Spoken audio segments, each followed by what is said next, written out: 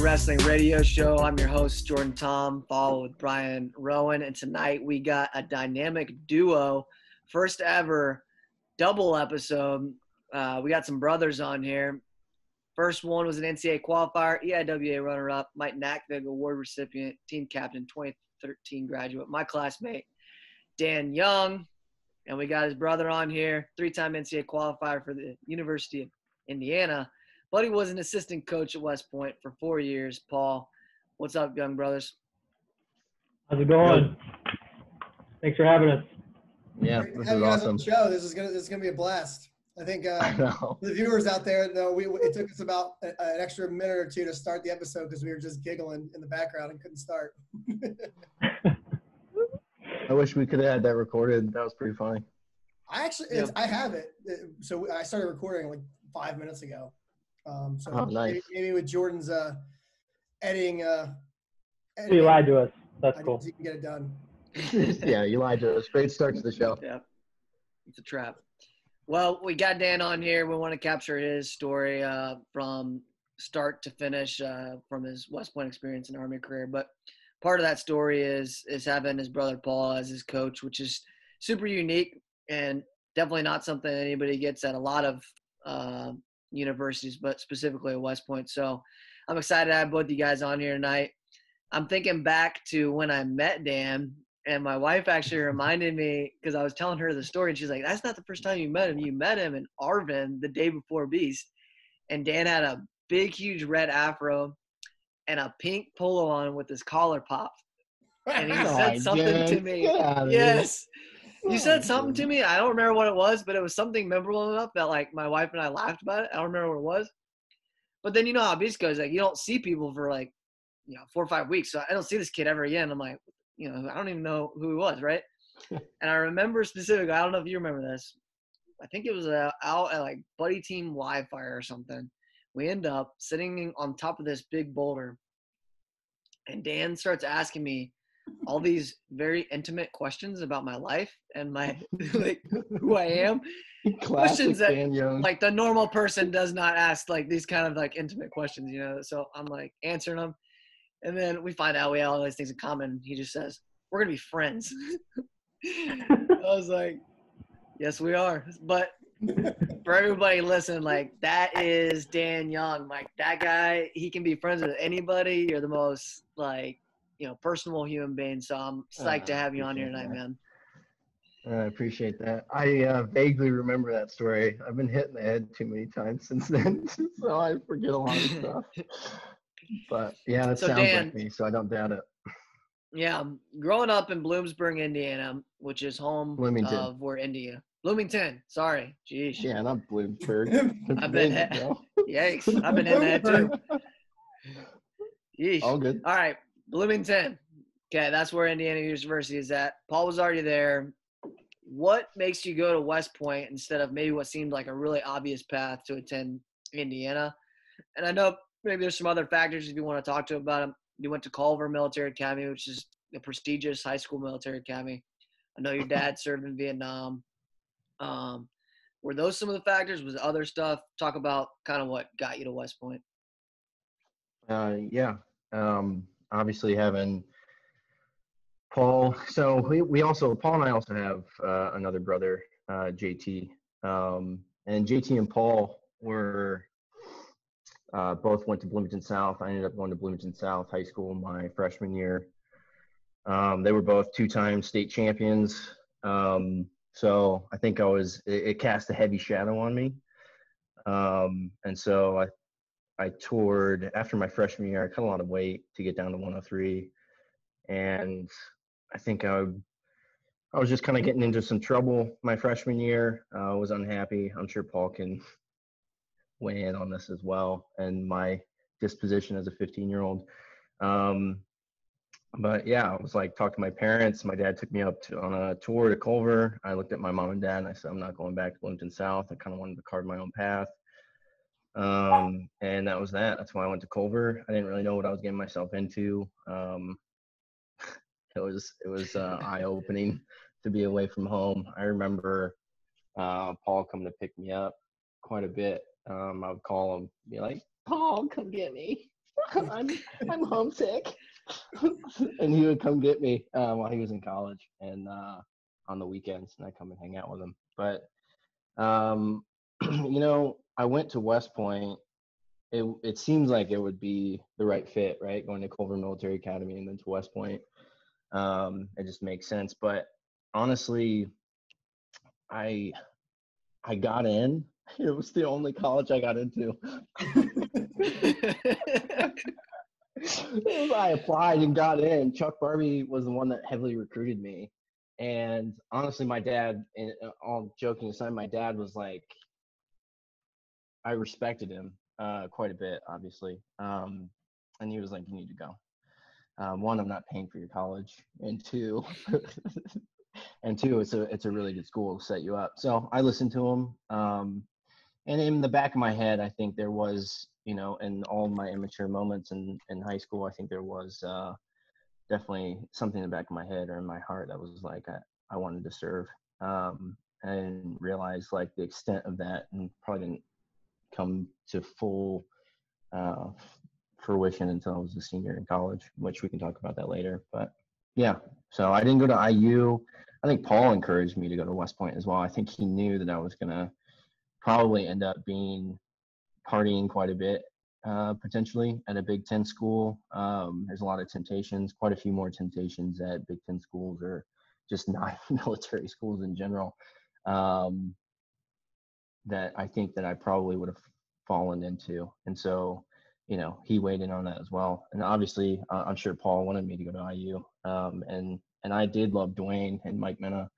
And I loved all the guys. They always took me in as a little brother. So I got to wrestle with them in the summers, Angel and Andre Hernandez and Angel Escobedo. They kind of coached me up in the summers. So yeah, no, just read about them.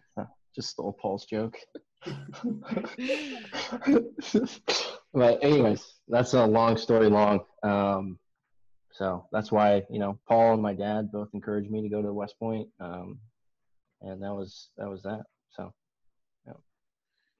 Pretty neat to hear the perspective that someone has at age 17 or 18, whether or not it's on your own accord or pushed by your brother and your dad. You end up at West Point, and I think I would tell anybody, if you spend any amount of time around like any of the youngs or your dad, you quickly realize the importance of family. I think you guys talk about that all the time. It's super important to you. And it's really obvious. I mean, the first thing out of your mouth was not just, I have a brother Paul, but here's my other brothers too.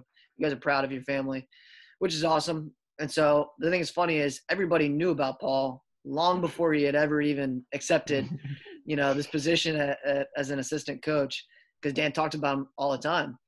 And I remember him being like, we were at the Southern Scuffle, Indiana was there, and he's like, guys, watch my brother. Look how good he is. Watch him. I'm like, all right, cool, yeah.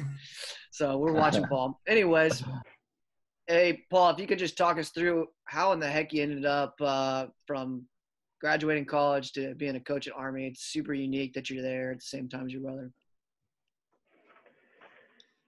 Yeah, I mean, to say it was planned, would be a lie. I really had no intentions in coaching in college.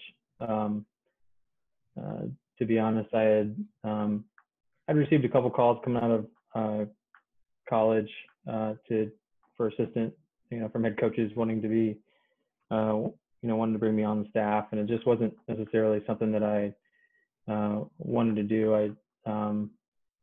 I think I got wrapped up a little bit in the business side of college athletics in some ways.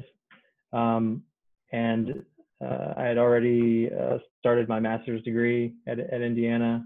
I was set to go to classes in the fall, and then I got a call from Coach Joe Heskett, and he really talked to me about wanting to do something bigger than just wrestling. Wanting to establish a culture, to do something new, do something fresh. He was really adamant about life coaching, and so that mixed in with the fact that my little brother was out there really piqued my interest. But I love you, Dana, but it wasn't just because of you that I wanted to go out there. I really did believe in what he was wanting to do. And the fact that West Point was more than athletics, and the type of people that it produced and the people that went there was amazing to me and inspiring. And so I wanted to be a part of that. I wanted to learn, and I wanted to try to help create something fresh and new.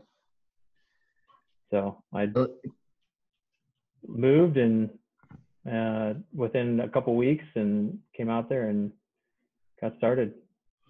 So Paul, was that Joe's first year, or was he already established for a year? Or like, kind of walk us through that. I'm trying to picture in my head.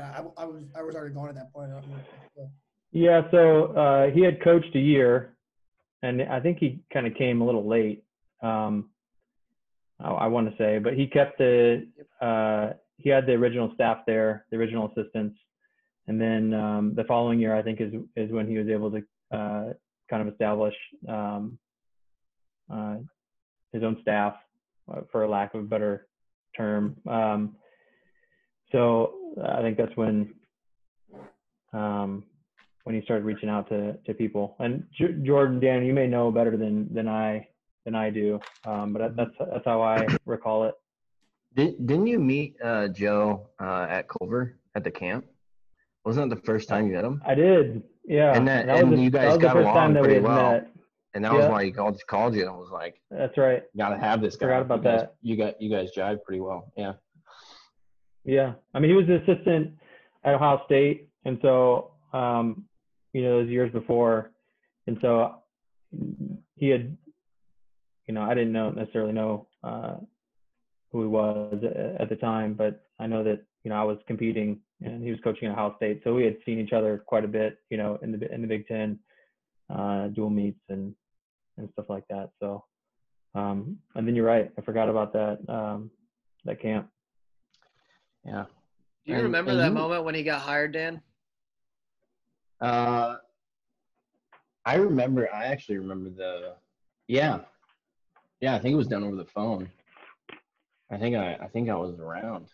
It was before, I don't know the exact timing of it, but I just remember being like, holy crap, my brother's coming out to West Point. And it was starting my junior year. Oh yeah,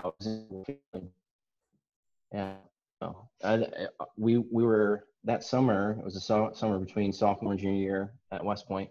Went to my high school to do a wrestling camp, and Joe was there, and Paul was a clinician. Joe was a clinician, and I remember them talking about it, and I was like, "Nah, that's not gonna happen." I was like, "No way." I was like, Paul's getting his master's, like that's too surreal. And then I remember my dad also weighing in on this decision too. Paul, do you remember Dad weighing in on this, being like, this will be a really good opportunity for you to be able to coach? I think he just wanted you to out there for me. Yeah. But I don't think there's too many decisions that are life altering that Dad doesn't have. That we don't go to Dad for some type of advice. And opinion. So yeah, I mean, I definitely remember him encouraging it for sure. As he naturally would. I mean, who wouldn't want his sons to be able to, coach and wrestle, around each other. I mean, it's a dream come true. Pretty awesome. Yeah. I would be remiss not to mention the fact that Paul got recruited pretty heavy from Chuck Barbie. And it was Paul was the reason why I got recruited. So Paul went out to West Point for a visit, and you met Nick Parisi, Paul. I was on a recruiting trip with Parisi, Jeff James, and Kyler, actually. Yeah, and you coming back, I remember you coming back and being like, this is for me, I'm doing it. And and loving totally wussed out, man. Yeah. and I remember Dad telling me when you didn't commit, him telling Chuck, hey, watch Daniel, he's he's a sophomore right now or whatever. I was a freshman going into Culver. He was like, keep an eye out for the younger, dumber brother. I mean, Paul couldn't go to Army because he had already been, crafting his beard since the age of 12. So That's true. didn't part with it quite He yet. didn't have to shave that to go in the military. Yeah, he refused. Like, oh, you got to shave every I'm not day? going bald. Can't come.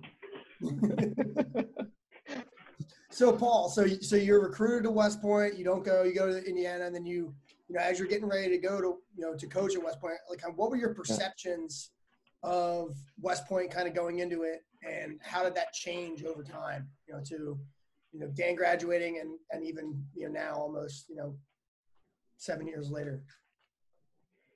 Yeah, I mean, I think the answer would kind of surprise some people. My perception is that you could win at Army. I mean, it was fresh off of Philip Simpson being a runner-up, and so I was the class, after that, and so I think we were fresh off him making it to being an NCAA finalist, and so at that time, I was like, someone was just in the NCAA finals. I can do that, and I can do it here. I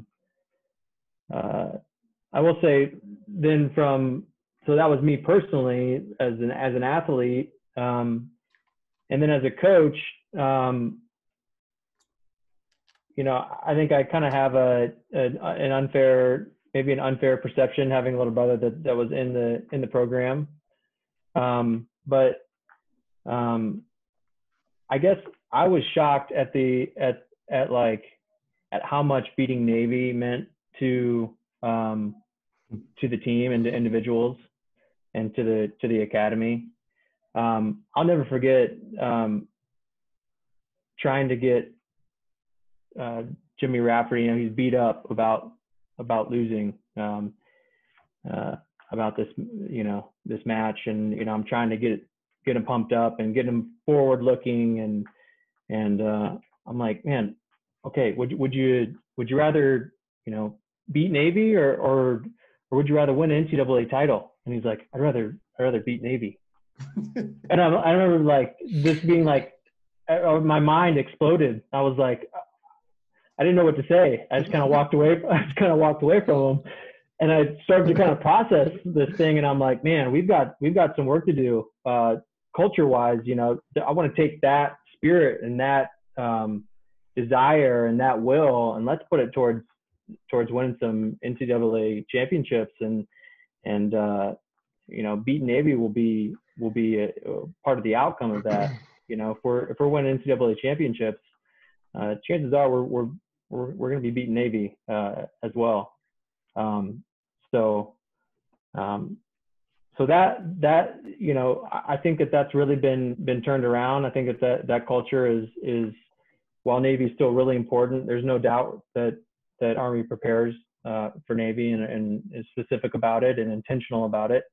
At the same time, I think the culture continued to shift towards let's win some NCAA titles. Let's get serious about winning the championship.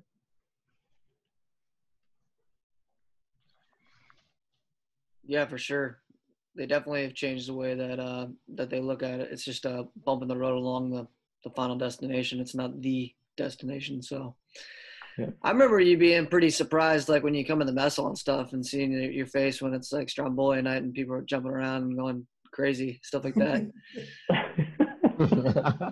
And you just think it was like really cool. But Dan, talk me through people hoarding extra sauce packets. Yeah. Mixing up all their sauces and everything. You're just like, what is happening right now? Dude, hoarding the ranch packets.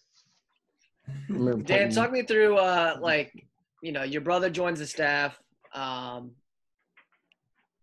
big was that, not just for your wrestling career in the sense of training and having a training partner and pushing you physically, but what did that mean for your mental game? Like having someone that's a strong support system for you right there in your corner, not just in the wrestling mat, but in life as you're going through that West Point experience?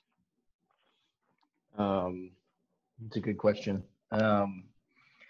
at first I was nervous because Paul and I, as much as we are similar, we're very different. And I've always looked up. Paul and JT were always my heroes, always kind of my idols growing up. I always wanted to be like them. I always, strove after. Is that a word? Strove. Strove after being like them. And I think I was, but Paul was always a really good older brother growing up, like really good. He was really good to me. JT, not so much. I'm just kidding. And no. Let's hope he doesn't watch this. Yeah, he won't. That's why I said that. No, but I think I took advantage of that growing up a little bit, of Paul's kindness to me. And so I remember being a little nervous about it because I was like, I need to be incredibly respectful to my older brother, but at the same time, it's like he's 3 years older than me. So it wasn't like that's not a large gap, in my mind at the time, but he was probably, Paul has always been mature for his age and has always made really good decisions. And so I was a little bit nervous that I was going to get in a lot of arguments and that he was just going to try and older brother me all the time, and then I was going to be resentful, and it was kind of that crept in a little bit. I was, as much as I was excited because it's my best friend, but there is some sort of authority that he's going to have over me now, and so it actually, God worked it out really well. We got along great. I listened to him. I feel like I was pretty respectful most of the time. There are times that I was not, but he helped me out mentally. I remember one time I kind of broke down. I was cutting weight, or it was, probably just failed a test. I got in a little bit of trouble while at the academy, unfortunately, that added to some mental battles as well. And I remember, crying outside and him just being there for me, just saying, hey, it's going to be all right. You're doing great. You're doing great at wrestling. You're going to be fine. Just being an encouragement. Paul took my wrestling, if we're getting off the mental subject, but my wrestling to another level for sure. So not, being a drill partner, but I remember going over film all the time with them and spending those little mental moments where he in hard times, he was just there, and I could go over to his house and he could encourage me, and it was huge. It was huge for my success there at the academy and passing and making it through, to be honest. So I remember seeing you just get like a boost of confidence when Paul came in, just like, all right, I got my brother in the corner, and yeah, for I'm sure, feeling good. Yeah, I'm feeling good, and he's encouraging me. He's telling me like it meant more to you that he telling you like you can do it rather than somebody else. Yeah, but yeah, I think. Go ahead, Dan.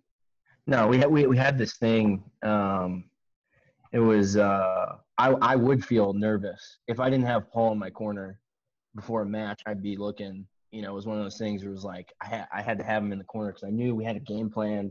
We had, I remember, I remember just going over specific styles of wrestling with him. So there would be a kid at the tournament that we would break down the technique, and just having him in the corner to, like, when I would finally get into the finals or get into the semis with the kid that we were going to wrestle, that was, a ranked opponent or was, on paper better, but we would break down this opponent, and if I would have him, it was like, all right, we got the game plan. He would remind me of the game plan. We had this thing. It was like calm, cool, and collected. Before I went out there, he'd be like Triple C, calm, cool, and collected. So it was. How do you can't ask for a better situation, So I'm very privileged, very blessed to have had him there. So Dan, I have about 1,000 questions that I could ask specifically about the relationship between you guys, like as a coach and brother, and how just all that, because it's like a really big topic in wrestling right now, right? You got the parent-child relationship, you got the coach-athlete, and you got a perspective of like really unhealthy and really healthy. And for me watching you guys, like I was like, man, that's really healthy. Like my brother would never be able to coach me. We couldn't even train together when it was like the week of NCAs. I had to drill with Lieutenant Colonel Arredondo at the time. It's a different story for a different day. But it's just I could ask a million questions, but I know B-Rod's got a couple in regard to that. Well, I was just gonna say, we just heard from Dan, like his perspective on like separating that brother relationship. Like Paul coming in and coaching, like was that something you deliberately thought about? We kind of talked about that at Rafferty's wedding. Not to bring him up again. We love you, Raf. It's kind of a running joke because Rafferty gets mentioned in every single episode, pretty much. Yeah, he's the man. But yeah, talk us through. Was that like, do you go into coaching like deliberately? Like, okay, I need to treat my brother different, or do you treat, talk us through that a little bit. Yeah, I think I did. I put a lot of thought into it. I wanted to. I think the biggest thing that came to my mind was beyond the elation of being able to have the opportunity to do it, and how special it was. I didn't want to squander that opportunity, and I really wanted to make sure that I was holding him accountable, and really drawing a line between being a brother and a coach. It was a little hard at first because I had to put, you can't help but want to be friends with him. I mean, like you mentioned, he's one of my best friends. You want to have that friendship, that best friend kind of, banter and being there for him and all those kinds of things. But at the same time, he's not the only one that I'm coaching. And there are a lot of people that deserved time from a coaching standpoint. So I wanted to make sure that I was being fair, that I was honest with them, and really across the board have that same mentality going in and coaching all the guys, was being fair and or at least try to be, and be honest with what the situation is, where they're supposed to be, and where we need to get to, and things that they're not doing right or the things that they are doing right. But I specifically remember, maybe going a little bit too far with not being, wanting to draw the line so, and be so strict about, me being his coach, that I may have pushed him a little bit too hard at times. I remember, I think it was only a few years ago, I heard someone tell me a story how Daniel was, I guess there was a lot of locker room discussions, and breakdowns, that I wasn't privy to, but I heard a couple of stories of Daniel cussing me out, and telling everyone how much he hated me. No. Because I was here. So I'm sure that I know for a fact that maybe I was a little bit too strict, and too on top of him in some points, but it was more so I just didn't want to be that coach that really played a favorite especially with my little brother. I wanted to come in and set the tone that I was the coach and I was coaching everybody, and Daniel wasn't gonna get away with anything, and I'm not so sure he did. No, Jordan, Paul and I were talking about this. Do you remember it was a workout in Arvin, and I think Joe had to go. I don't know. Joe had to. Coach Heskett had to leave, and it was supposed to be an outside workout. It was like supposed to break up. It was like a Wednesday. It was supposed to like break up the on mat, wrestling, and Paul and Danny, Coach Mitchell, had put together an Arvin workout where it was like stations. It was like medicine ball, plates, shadow drilling, pull-ups, and then there was a track right above the like indoor gymnastics thing that we were going to do sprints on in the plate workout. But wow, that was a very specific. I remember that very well, I guess. I distinctly remember that. Yeah, I do. Yeah. And I remember you and I looking at each other, and we were on pull-ups, and we were just like kind of giggling, or like just like, this is so stupid. I think we were just complaining, and and Paul was like, you two are babies. He's like, you wouldn't make it at IU. You wouldn't make it in a Big Ten program. You guys are a bunch of babies. You remember that? I tried to block it out, but now that you're saying it, yeah. But I mean, in all honesty, I thought I was over that, but you're bringing it back. In all honesty, it was a recessed memory, but it's there. Yeah, it's there. Connor had kind of mentioned it in his episode. It's like, man, I was kind of a baby out at West Point. I feel like I could have worked a lot harder. I could have put more in. But, well, that was something I was gonna mention earlier. Like the two of you fed off each other pretty well. Like Paul was constantly like, "Hey, look, at a Big Ten program, these are expectations of you, and you guys are feeling sorry for yourself because you have these other demands on you. Like, yeah, if this is your goals, and then work for your goals. Like, it shouldn't matter." And then at the same time, Dan was like, "Well, you gotta understand, like, we're doing this, and this, bro." And he's like, "Okay." And there was like a healthy medium, I think. But I do remember that, and I appreciated that about Paul at the time. It probably really ticked me off. But I remember Coach Mitchell was a little more soft with me and like tried to like coach me and like teach me things, and I never listened to him. Danny, if you're listening to this, sorry. And I know he was frustrated, but like Paul was just like, I can't deal with it. He's never gonna change. Like he's just gonna wrestle his style and lose every important match. But that's okay. Yeah, right. I think you guys also got somebody that was fresh out of college that probably still felt like he had something to prove, and it was good. It was good for us. I remember that at the time. Rafferty still tells the story. It was like you guys wrestled with Coach Young. He's like, but you didn't get Coach Young. Year after college, Coach Young.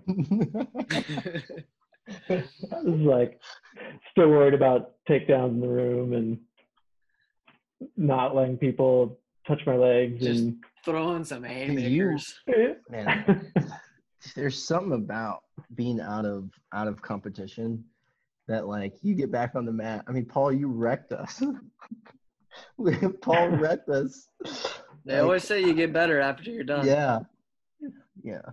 I mean, Paul was always better than me, but especially. How do you harness that? I mean, that was like the biggest thing. It's perspective, right? It's perspective, and you go back to not feeling the pressure of feeling like you have to be something or do something or protect something or guard something, right? It's you get back to really truly enjoying the sport for what it is and learning and being passionate about growth, right? You're passionate about growth after you're done. I want to learn more about wrestling, and I want to practice these things, and I'm okay failing because I've got nothing to prove, right? How do you harness that? Because that's really what it is when you're done competing. That's really, you don't really get better. I mean, think about it. You're really going to get that much better when you're not training day in and day out, when you're not totally focused on what your goal and objective is, Are you really going to get better, like from a physical standpoint? No. But you do, because you don't have anything to prove, and all the things that I just said. So how do you harness that and you teach that to someone who's in the thick of it, that's dealing with those pressures and dealing with those things that you were dealing with, and get them to think about improving and growing and enjoying the sport for what it is, and loving it with their whole heart, and being okay with failing, knowing that there's going to be another opportunity, and there's going to be tomorrow, and it's not life or death, right? I don't know. I was always fascinated with that, because logically it doesn't make any sense that you get better, but somehow you do. I have this theory that that's why Zane took off a year after college to, he basically took a year off competing after that first year on the senior level, and then like to just get better. In my head, I was thinking he's doing that to pull away and to like just get better, get away from that competitive edge and just open yourself up. I feel like more people should do that, to just, 'cause I feel like you open yourself up to different perspectives.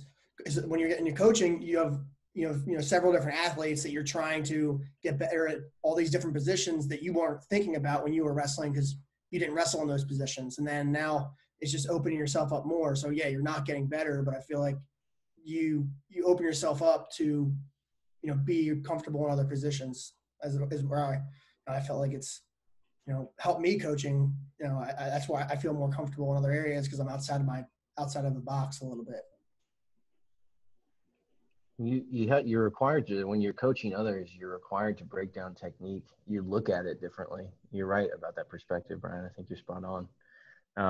You're required to be, I don't know, you just focus more on being a student, I guess. I was a student of the sport in college, but you got so many other things pulling at you, in terms of pressure and expectation and just the kind of the mental battle that Paul mentioned. And when you're out of it, it's like you can really just focus on getting other guys better. It's just like you just understand the sport. It's like something clicks in your head where it's just like didn't have before. And that's my experience because of coaching high school and being in that. So. Yeah, but think about the responsibilities you have now. I mean, they get replaced, right? So your responsibilities are, when you're in college are, your grades and obviously a lot of the stuff that you guys go through now. But you graduate now you're worried about paying the rent. Now you're worried about keeping your house clean, doing the laundry, and if you have a spouse, putting that spouse first, right, in your life. And so I think things get replaced easily. They transfer, and so then you're thinking about more of an adult-like responsibility than being in college, right, where you don't have to worry about when your next meals come in or laundry. I know, even though you guys did some laundry sometimes. You guys still wore just put them on a hook 6 days in a row sweatpants. Well, that was some good theory of coaching talk. I appreciate listening to different perspectives at all different levels. One more question on specifically your coaching role, Paul, before we move into some other topics. I want to just get your perspective on, you were there at the creation of BHAW, and then you're also there at the transition of Coach Heskett to Coach Ward. So uniquely in a position that honestly no other athlete was at because nobody else would span that time period. And then also you have the perspective of kind of being behind the curtain and seeing maybe some of the other conversations, things going on.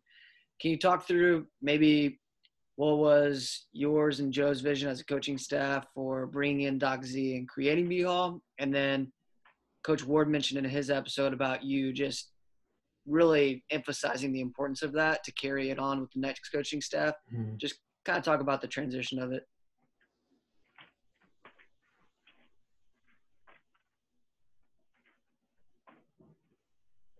That's you, Paul.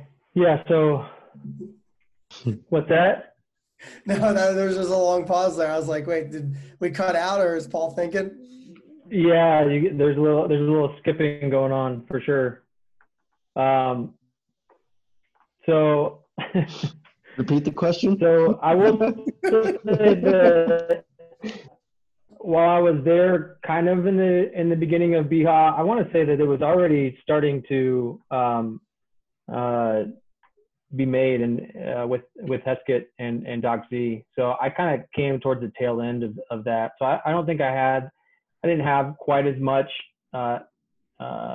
involvement in it in the beginning. So I don't want to necessarily take credit for that. Sure. but the transition and really what it comes down to in the transition to Coach Ward, the reason behind me kind of advocating for BHAW is that one, it was created by you guys, really. You know, it was something that the team really the team really came together and created something that they put their foot in the ground and said, this is what we want to be, and this is what we want to stand up for, and this is what we're about. And I get goosebumps just saying that. And that's really what it's about. It's not about one person. It's not about who put it together. It's about a group of men linking shields together and saying, this is what we're going to be, and this is what we're going to do, and this is how we're going to act, and this is how we're going to live our lives. Not just in the program, but beyond it, right? And that's why you got guys that are getting tattoos of BHAW on them years after they've graduated. Because it means a lot to them. And so it's about a group of men who came together and did that. And so that was my biggest thing, was that, you know, obviously with any transition within coaching, you know, it's really important that as a new coach, you come in and you say, okay, you know, this is, you know, you want to put your brand and your mark on it, and you want to establish the culture that you see fit, right? I mean, that's why they're hiring you as the head to come in and you know, you see that Heskett did it with Barbie, right? And Barbie did it with I forget who was before him. I don't know if it was Spates or anyways. And then obviously with Kevin from Heskett. And so I think that's a natural thing. And so everything's on the table at that point. And then we just talked about it, and credit to Coach Ward for really being really listening and really trying to understand it. And you know, he's an individual that really he's a deep thinker. You know, I learned a lot from him as far as really thinking about the bigger picture, as far as, you know, what do the guys really need right now, you know, and what does this mean, not just for the short term, for the long term, and is this a part of what we want to be later down the road? You know, this is where the destination is. How do we get there, right? And is this going to add to that or take it away? And I think, you know, like I said, credit to Coach Ward for keeping BHAW and realizing how important it meant to people. Appreciate that. So kind of moving on from that, Dan, now that you're, you know, coaching yourself, you know, your son Jack's in the sport, you draw on your experiences, you know, with your brother, kind of lessons that he taught you, you know, and how do you, you know, approach, you know, that relationship, coaching your son and also coaching high school athletes? Yeah, for sure. You know, Jordan, I'll get to the answer, but before, you know, Jordan had mentioned our family being very important to us. And I think in order to answer this question, you know, obviously Paul's and I's relationship, him being my coach, was very important, and I took a lot of lessons from him. But our brothers, we have 4 older brothers, and Jacob had actually coached JT, Josh had coached Paul, JT had coached me in high school, and so we had kind of coached. It kind of trickled down, right? And you know, the lessons kind of trickled down as well. And I think it stemmed also from my dad. Again, I talk about my dad a lot. But one thing that, I mean, Jack is a little young for me to implement these kind of what I'm about to mention, I guess, philosophy or lessons learned. He's a little young for me to implement them on him. Yes, he is wrestling, but he's doing all kinds of other sports, and whatever he decides to choose, I will definitely take those lessons from wrestling and from my brothers and from my dad and what I grew up with and implement it in his life. And that includes, you know, being really, my dad taught us to be students of the sport. You know, I remember my dad always having us on VHS videos, watching, you know, Kenny Monday videos, Ken Shirtau, like just he would sit us in front of the TV and we'd sit down in our basement and watch just technique videos. Stephen Abbas, you know, the Iowa, the Dan Gable videos. So, and then I think we get our work ethic from, you know, I mean, again, it trickles down. So I think work ethic was huge. My dad was a really hard worker. Paul was one of the hardest workers I've ever met in my life. So that was a huge influence on me as well. You know, seeing him wrestle at IU and be the hardest working, you know, I got to witness him work out at IU. I got to join a few of the workouts and seeing him crush the runs, crush lifts. I think that was a huge influence on me, and that's what I want to impart on the guys in the high school. You know, I want them to be students of the sport. I want them to, you know that wrestling is more than just technique and hard work, but it's like, I don't know, you choose that lifestyle because it takes you to a place where you're just like, you're unafraid, right? You're unafraid of challenges outside of wrestling. There's nothing that, I mean, it's so cliche, you know, the Dan Gable saying, you know, once you wrestle, everything else in life is easy. I mean, it's very true, but it's prepares you,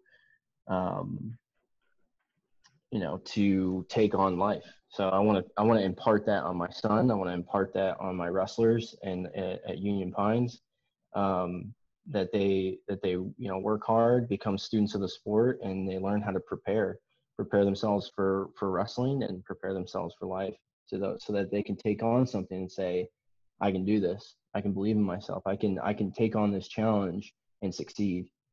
So yeah. Yeah, I couldn't agree more. I mean, it's opened my eyes here probably the past year, just seeing the kids that get better at wrestling because they love the sport, and how important it is, you know, at certain times to pull back the reins and make sure that they're doing it for the right reasons. And, you know, they may get a little bit better in the short term, you know, but then they're going to hate it for a little while, and then they're going to go back. You know, if you can keep them at a point where they just want to get better and better and better, and they're enjoying it, Yeah. that's where they're going to grow. And I think that's where, you know, the guys at Union Pines have grown, you know, in the past 6 months. You know, you've seen the ones that have grown. I think that's a big part of it. I think it's huge to keep things simple.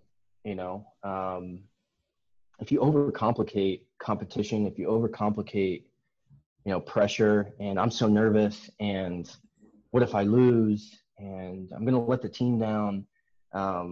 If you take on failure as an opportunity instead of a beat up, a point of, you know, I'm going to beat myself up, which again, Paul helped me a lot with in college.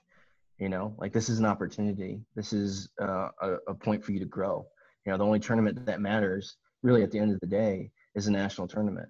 So you can lose, but you got to grow. You got to get better. You got to use this as an opportunity to get back in the room, right? And make this as a fuel for your hard work, for your setting goals. And so that's what I want the Union Pines guys, you know, the guys that I'm coaching now, to take on, is saying, hey, dude, who cares if you lose? You got to go out there and wrestle. You got to wrestle every second. And that was another thing that I think that we learned, Jordan, from Paul and Coach Heskett, was wrestling every second. Every second matters. You know, chain wrestling, I mean, Connor mentioned it. Chain wrestling is huge. It's a huge gap that you need to bridge coming out of high school. And that's basically saying you need to wrestle every second. Every second of the match, you have to be moving. Hard to do. And it's hard to do. It is. And so, you know, keep back to my keeping it simple point. You know, if these guys can keep it simple and say, hey, I've got, you know, I remember Kyle Snyder coming in. I mean, shout out to you, Brian, for bringing Kyle Snyder into the North Carolina Wrestling Factory. I mean, you've done such an awesome job in this county. I mean, very well respected. Hats off to you for that. But Kyle came in for a camp, and he talked about keeping it simple. I remember he talked about getting beat by an opponent that was older and better than him. And he was like, I got 365 days until I wrestle that guy again. I don't care that I lost.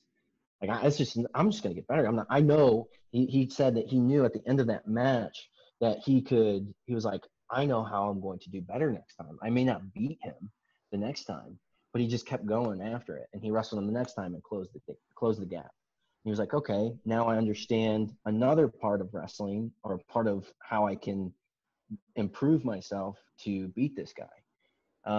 And so he went back and he said he just kept it simple. And I think that's huge for these guys to close the gap on opponents that, may have beat them 8-0 in the beginning of the season, to, to them beating them at the state tournament, because they just were like, I'm using this as an opportunity to get better, instead of beating themselves up and saying, I'm a failure, I'm not going to succeed.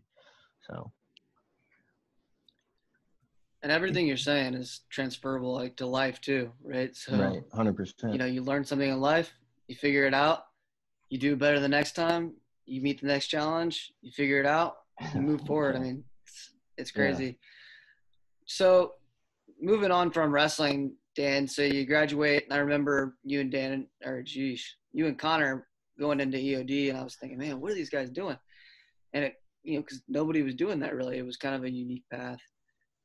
Talk through maybe what drove you to do that, and just kind of what your experience was. I know Connor went into quite a bit of detail a couple episodes back, but you're out now and you're doing other things. What did you learn in your time at Army Wrestling that translated to maybe your Army career, and maybe some of the stuff you learned in your Army career? Yeah. So, I mean, Connor, like you said, Connor kind of summarized for both of us what the unique path that we wanted to take, doing a technical skill,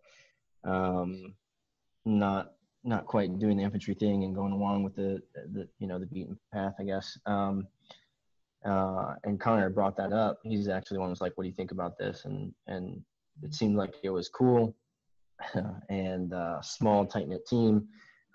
Just kind of perfect for us. I didn't feel like my personality at the time jived with going infantry with some of the classmates that were going infantry. I was like, man, I just don't see myself in that realm. And so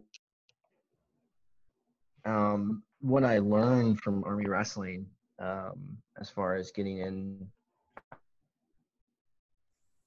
when I was in the military, and going through selections and going through just the rigors of the Army workouts, whether it be workouts or selections or, tests and deployments. I think the two biggest lessons I learned, and even, I mean, they translate, you mentioned it earlier, some of these lessons translate to everything in life, right? But the two lessons that stood out to me most were how unafraid I was to go out and to take on these challenges. Of course, you're still nervous, and you have those butterflies, but you're like, I've had these before. You've dealt with them for your whole life in wrestling. When you put your foot on the line, I mean, it's just you. You're putting your insecurities on the line. You're putting your whole being, because you put everything into the sport. And so, the workouts, what is it? I think my favorite quote was an Iowa wrestler. Paul, you might have to help me out with that. But Dan Gable, it was about a Dan Gable practice. He was like, we work so hard, wrestlers work so hard to make a billy goat puke. And it's true. Like, we work hard. I mean, we do some workouts that people think make us look kind of crazy. So I remember just being unafraid of taking on any challenge in the military. And the second thing, whether it be physical or test, I mean, EOD school is pretty test intensive. And that leads me into preparation. I mean, going to Army wrestling and studying and doing drill or marching, just everything that's kind of demanded on you as far as academic, military, and athletically, they're kind of all pulling you in opposite directions. It helps you prepare. I think prepare for practice. You have to prepare for practice. You have to prepare for cutting weight. You have to prepare for tournaments. Obviously, you have to prepare for your schoolwork and studying. You have to, you know, it's a huge amount of time management, but it's preparation, and there's a huge amount of preparation that goes into being a college wrestler. That when I got into the Army and I was training for an event, I was training for a deployment, I was training for. Hi, Kellen. Look at that. Sorry, I'm in her room and it's starting to get It's too time, close to it's time bedtime. for bed. Yeah, but anyways. Yeah, this isn't my preparation- personal book collection. to your guys' surprise. Yeah. I mean, Give a mouse a cookie is your favorite one. That's an IU reading level right there. Yeah, it is. That's a sore spot for Paul. But anyways, Unafraid, that was a lot. Shut up, Richard. You talked about tough practices, Dan. Maybe it's the one that we already joked about earlier. on, let me What do finish. you recall being the toughest? For me, I mean, this isn't going to be majority, but for me, I was coming back from knee surgery. And it was the ski slope workout that we did with Heskett, and it was the first year Paul was there. Yep. Pretty sure I got poison ivy. Dude, From Paul, Paul, you look at poison ivy and it's all over you. Yeah, it was the ski slope workout, and I think it was Paul's first, preseason there. And I had just gotten knee surgery. I was cleared, and I just remember being just broke, man. And I think Paul was trying. It was Paul and Danny Mitchell were trying to prove a point because they were new coaches, and so it was like, we were up there for like 2 hours to get to the top. Doing shadow drilling or shadow wrestling in between, hand fighting. Sprint up, sprint down, sprint long, sprint back down. Suicide, yeah. You remember that? That was probably one of the hardest workouts I've ever done. And I just remember getting to the top and like they were trying to break it down, and I was just like, okay. I was done. That was a hard workout. So, yeah. Paul, do you got any funny stories or anything or anybody you want to call out and put on record? I'm sure you got some. Yeah. I'm not gonna be that guy. I'm not gonna put anybody out, but I will. That means there's someone he just doesn't want to say it. Yeah, I know who it is. It rhymes with Schmal Schmancock. Yeah, right. Paul, if you're watching this, I love you, man.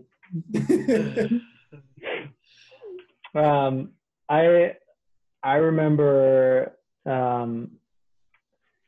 we got pulled into ODIA auditorium as the entire team and all the coaching staff, and they had brought this social media agency in to talk to us about this is when like social media was starting to gain a lot of momentum, and they started talking about like censorship and making sure that we're saying things that are appropriate and watching this stuff. And our assistant athletic director was in. We had I think it might have been Colonel Malden, who was the military AD at the time, and a couple other people. So it was a big deal. I mean, they were taking this social media thing really serious. And so the whole thing was supposed to be very stern and very direct, that, kind of give us, like, put us on blast a little bit. Like, we need to clean up our act and we need to make sure we're representing the academy and everything appropriately. And so evidently this agency had come in, and prior to them coming in, they did a ton of research and digging up past posts from like years ago from a whole bunch of people, had it on a PowerPoint presentation, right? And they were just airing out all this dirty laundry, of the student in front of the whole team. And finally it comes down to like one of the last ones, and I've kept my cool. There's been some funny ones, but nothing like, I'm trying to put on a face and, be serious and say that, this is, we need to make sure that we're doing this, this is, doing this right, and this affects our recruiting and so on and so forth. And finally it comes down to like the last one, and I've kept it together. And they show this picture of an old Chevy, just dilapidated Astro van, rusted out, no windows. And the caption, it was from Hunter Wood, and the caption just read, "Get me in there." That's it.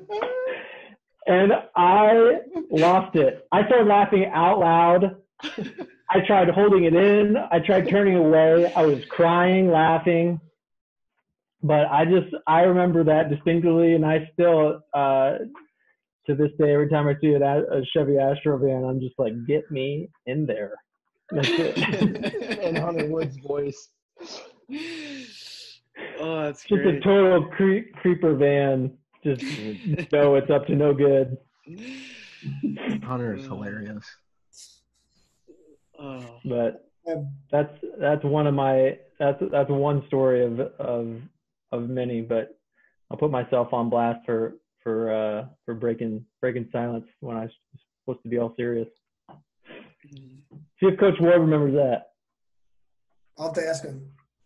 So Dan, you were known as like the wrestling room DJ, as I've been told. How did you get that responsibility? No, I just took it. That's I don't know. Yeah, I just took it. I thought there'd be more of that. They were playing like I mean, I remember my freshman year, Mergen being in charge of it, and it just being this.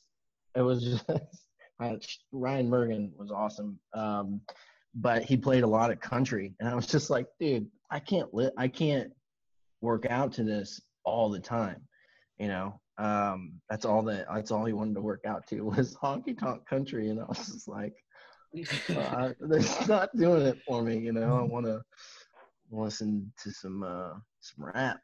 I want to listen to some EDM. I want to get going. And so I just kind of, after that, I took it.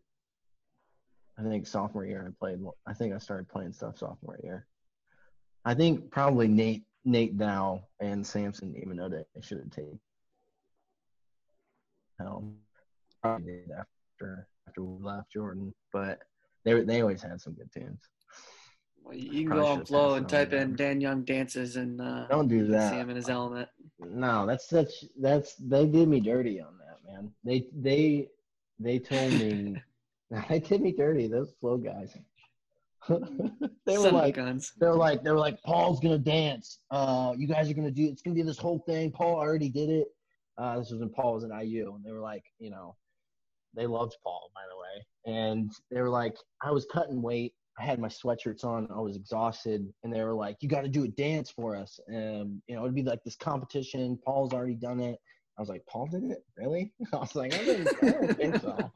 Paul wouldn't do that. But they were like, "Yeah, we were just about you," and it was true. They just filmed, probably I use dual meet, and so I ended up dancing to a song that they didn't play the song that I was dancing to. So I was playing a song on the speaker, but when they posted the video, it wasn't the same song. And so it was like, I had a whack. And I was like, and then come to find out, I was like, Paul, did you do this? I was like, it was the worst. And he was like, no. Get yourself beat up for doing something like that around here. I was like, all right, sweet. Dan, on that note, do you mind if we use your dancing moves at Raf's wedding last year as a promo for this episode? Is that on video? Oh, I have all of them. Brian's got that on video. They were so good. I remember I put it up on my Instagram story like the next day because I was like, dude, Dan's dance moves were so good. And you messaged me, you're like, please take that down. Just in a very polite words, you're like, Brian, what did all of your 5 What'd you say? What were say? What was that? You broke up a little bit. What was that again? What'd you say, Paul? I said, Brian, what did all your 5 followers say about that? Why do you have this redhead dancing on your Instagram feed? I don't even remember if I got any feedback, but I just remember how polite Dan was to like. Who is this kid flipping an imaginary waffle? Yeah. It's a pancake, Jordan. It's a pancake. It's a pancake. My bad. Paul's the original pancake flipper. Paul and Well, guys, that was fun. You guys got anything else you want to tell the listeners? Go Army. Go Army. Go Army. Yeah, everybody. Yeah, I will say this. Last thing. All right? Last thing. As far as the future Army wrestlers, don't be babies. Get after it. You guys will look back on your experience and say, I don't want you to look back on your experience like I did and say I could have done more. In the grand scheme of things, what you're going through now, it pales in comparison to what life will throw at you and the work that you're going to have to put in real life. You'll look back and say, you know what, this prepared me, yes, but I don't want you to look back and say I could have done more. So go all in. Army wrestling, it'll prepare you very well for the future. That's good stuff right there. There we go. All right, young bros. On the show. Really do. Thanks so much for having us. Yeah. It's awesome you guys are doing this. It's been fun keeping up and being part of it. Thank you. Good one. See you guys. See you guys. See you. Thanks for tuning in to the BHAW Radio Show. If you like what you heard, be sure to subscribe and leave us a 5-star rating on your favorite podcast platform. If there's something you'd like to hear on a future show, reach out to us on any of our social media, Instagram, Facebook, or Twitter. Or you can reach us at email, bhaw.radio@gmail.com.